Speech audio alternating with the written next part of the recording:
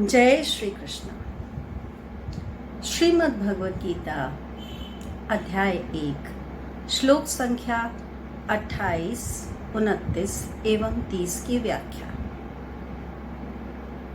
यूँ तो हम सब जानते हैं कि श्रीमद् भगवद गीता भगवान श्री कृष्ण ने अर्जुन के मन में उत्पन्न हुए विषाद और भ्रम को दूर करने के लिए कही, क्योंकि जो निर्णय अर्जुन लेने जा रहा था, यदि वह अपने उस निर्णय पर अडिग रहता तो युद्ध का परिणाम और अन्य सभी बातें वो न होती जो हुई।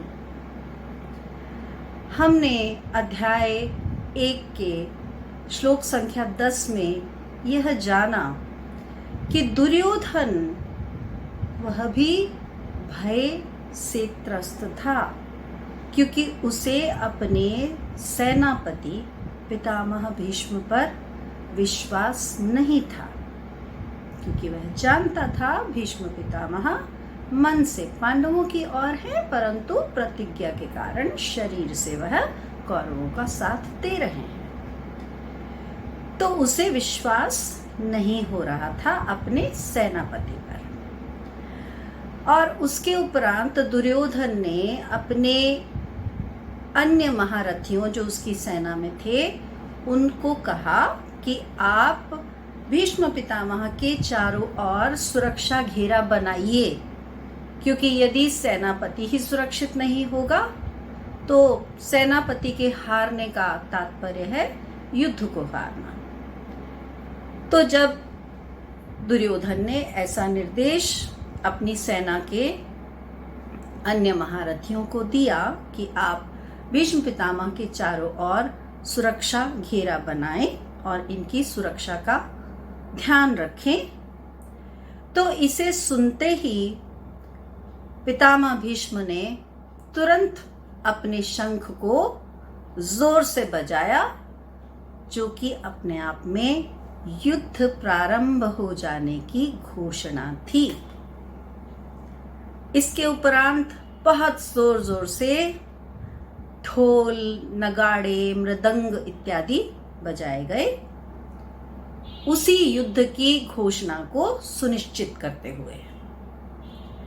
अब इधर से युद्ध की घोषणा के संकेत पाकर पांडवों की सेना में भगवान श्री कृष्ण, जो कि अर्जुन के सारथी के रूप में युद्ध में भाग ले रहे थे, उन्होंने अपना पांचजन्य नामक शंख बजाया। उसके उपरांत अर्जुन ने अपना देवदत्त नामक शंख बजाया, फिर भीम ने अपना पौंड्र नामक शंख बजाया, युधिष्ठिर ने अनंत विजय नाम का शंख बजाया, नकुल ने सुघोष नामक शंख बजाया और सहदेव ने मणिपुष्पक नामक शंख बजाया। इन सब शंख नादों के होने के उपरांत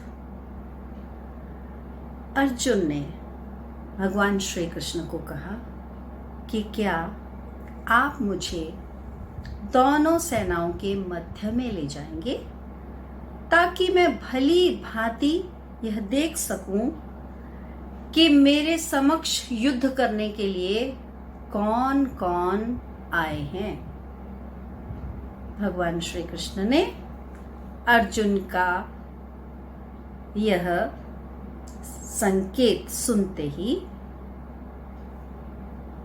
रथ को दोनों सेनाओं के मध्य की ओर बढ़ाना शुरू कर दिया, और जहां पितामह भीष्म तथा गुरु द्रोणाचार्य खड़े थे, लगभग उनके समक्ष दोनों सेनाओं के मध्य रथ को खड़ा कर दिया।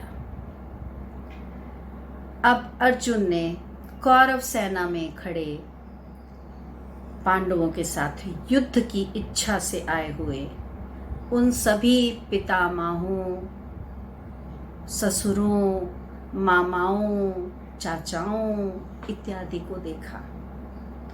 और उनको देखने के उपरांत वो जो अर्जुन के मन में भय व्याप्त था, जो उसके मन में एक बहुत भारी शंका थी कि किसी और से तो लड़ना उसके लिए बहुत सरल था, परंतु वह लोग जिनकी गोद में वह खेला है उनसे युद्ध करूंगा, और वह जानता था वह कितना वीर है। उसने तो अकेले ही विराट की सेना को धराशायी कर दिया था, जिसमें यह सभी कौरव भी थे। तो वह जानता था कि यदि वह उनसे युद्ध करेगा तो वह इन सब पर भारी पड़ेगा और इन सब में से न जाने कितनों को अपने प्राणों से हाथ धोना पड़ेगा। और यही सब विचार उसके मन मस्तिष्क में घूम रहे थे। इसीलिए उसने श्री कृष्ण से ये निवेदन किया था कि मैं युद्ध से पूर्व एक बार इन सबको पुनः देखना चाहता हूं। और जब उसने देख लिया तो उसके हृदय के भाव उसने अपने इन शब्दों में भगवान श्री कृष्ण के समक्ष प्रकट कर दिए। तृष्टमेवं स्वजनम कृष्ण युयुत्सं समुपस्थितम सीदन्ति मम गत्राणि मुखं च परिशुष्यति वे पथुश्च शरीरे में रोम हर्षत जायते गांडीवं स्त्रंसते हस्तात्वक्चैव परिदह्यते न च शक्नोम्यवस्थान्तु भ्रमतीव च मे मनः। अर्थात अर्जुन ने कहा, हे श्री कृष्ण, दृष्टमेवं स्वजनम कृष्ण, अपने स्वजनों को अपने समक्ष युद्ध की इच्छा से खड़ा देख। युयुत्सम समुपस्थितम, युद्ध की इच्छा से जो आए हुए हैं उनको अपने सामने खड़ा देखकर सीदन्ति मम गत्राणि, मेरा शरीर ठंडा पड़ रहा है, मेरे अंग अंग शिथिल हो रहे हैं, और मुखम च परिशुष्यति, मेरा तो मुंह सूख रहा है। और फिर उसने कहा, वे पथुश्च शरीरे में, मेरे शरीर में कपकपी छूट रही है, रोम हर्षत जायते, मेरे शरीर का रोम रोम वो अपने मरने से भयभीत नहीं है। अर्जुन इसलिए भयभीत है कि मेरे अपने युद्ध की इच्छा से आ तो गए हैं, परंतु युद्ध करेंगे तो अवश्यंभावी ये मृत्यु को प्राप्त हो जाएंगे मेरे हाथों से।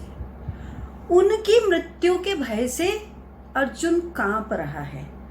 वो कह रहा है, विपतुश्च शरीरे में, मेरा शरीर में कपकपी हो रही है और मेरा रोम रोम खड़ा हो रहा है, भय के मारे रोम रोम खड़ा हो रहा है, और मेरे कांधे से तो धनुष भी गिर रहा है।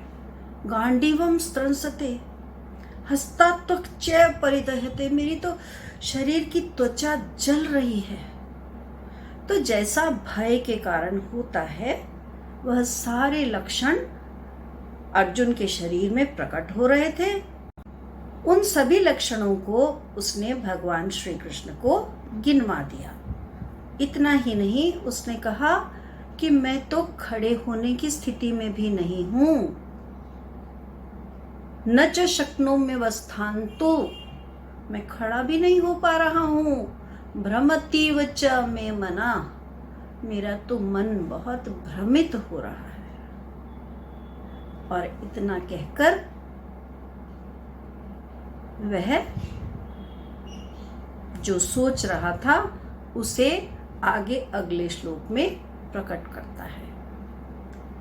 तो इस श्लोक में पूरी तरह से अर्जुन ने अपने मन की उस अवस्था को, जिसमें भय भी था, शोक भी था और मन का भ्रम भी था, उन सबको अपने प्रिय सखा भगवान श्री कृष्ण के सम्मुख ज्यों का त्यों बिना किसी संकोच के रख दिया क्योंकि अर्जुन अपने प्रिय सखा पर, जब वह जानता नहीं था कि ये स्वयं भगवान है, अर्जुन के लिए श्री कृष्ण उसके प्रिय सखा थे जिस पर वह पूर्ण विश्वास कर सकता था। तो इसीलिए उस विश्वास के कारण, और वह ये भी जानता था कि मेरा सखा कृष्ण मुझे अत्यंत प्रेम करता है, तो इस प्रेम और विश्वास के कारण उसने निसंकोच अपने मन में उठने वाले इन भावों और अपने शरीर की उस अवस्था का वर्णन अपने सखा के समक्ष कर दिया। पुनः मिलेंगे। जय श्री कृष्ण।